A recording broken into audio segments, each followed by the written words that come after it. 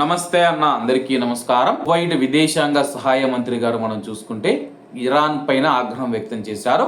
వివరాల్లోకి వెళితే కువైట్ మరియు అలాగే గల్ఫ్ దేశాలలో యుద్ధ వాతావరణం వలన కువైటీ ప్రజల ప్రాణాలను గౌరవాన్ని కాపాడటానికి అంతర్జాతీయ మానవతా చట్టాన్ని ఇరాన్ స్పష్టంగా ఉల్లంఘిస్తూ ఉందని చెప్పేసి మానవ హక్కుల విదేశాంగ సహాయ మంత్రి రాయబారి Sheikha Jawaher Ibrahim Al Duaij Al Sabah గారు పునరుద్ఘాటించారు. అలాగే ప్రస్తుతం యుద్ధం నేపథ్యంలో కువైట్లోని పౌరుల యొక్క ఆస్తులను రక్షించడం, అలాగే ఐక్యరాజ్య సమితి అనుబంధ కార్యక్రమంలో మాట్లాడుతూ ఐహెచ్ఎల్ నిబంధనలను పాటింపు క్షీణించడం పట్ల షేక్ జవహర్ గారు తీవ్ర ఆందోళన వ్యక్తం చేశారు.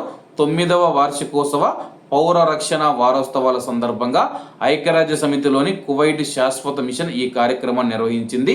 విమానాశ్రయాలు, ఓడరేవులు, విద్యుత్ గ్రిడ్లు, నీటి సరఫరా వ్యవస్థలు, ఆహార సరఫరా గొలుసులు వంటి కీలక పౌర మౌలిక సదుపాయాలను విదేశాంగ సహాయ మంత్రి గారు ఖండించారు.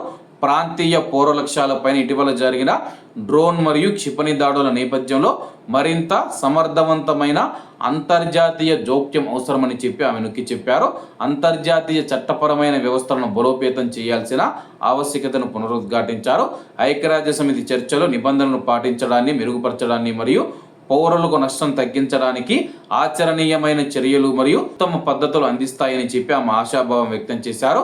గల్ఫ్ సహకార మండలి సభ్య దేశాలు Ireland, Portugal, Slovenia, Vietnam, Mexico మరియు నార్వే దేశాల ఐక్యరాజ్య సమితి మిషన్లతో కలిసి ఈ అత్యున్నత స్థాయి ప్యానెల్ను సంయుక్తంగా నిర్వహిస్తామని చెప్పి తెలపడం జరిగింది. ప్రస్తుతం కువైట్లోని ఎయిర్పోర్ట్లు కానీ లేకపోతే కీలక మౌలిక సదుపాయాలను లక్ష్యం చేసుకోవడం పట్ల ఆమె తీవ్ర ఆగ్రహం వ్యక్తం చేశారు. భవిష్యత్తులో కూడా ఇటువంటివి జరగకూడదని చెప్పేసి ఇరాన్కు స్ట్రాంగ్ వార్నింగ్ ఇచ్చారు. కాబట్టి అందరూ బాగుండాలి, అందులో మనం ఉండాలి. అందరికీ నమస్తే అన్న, జై హింద్.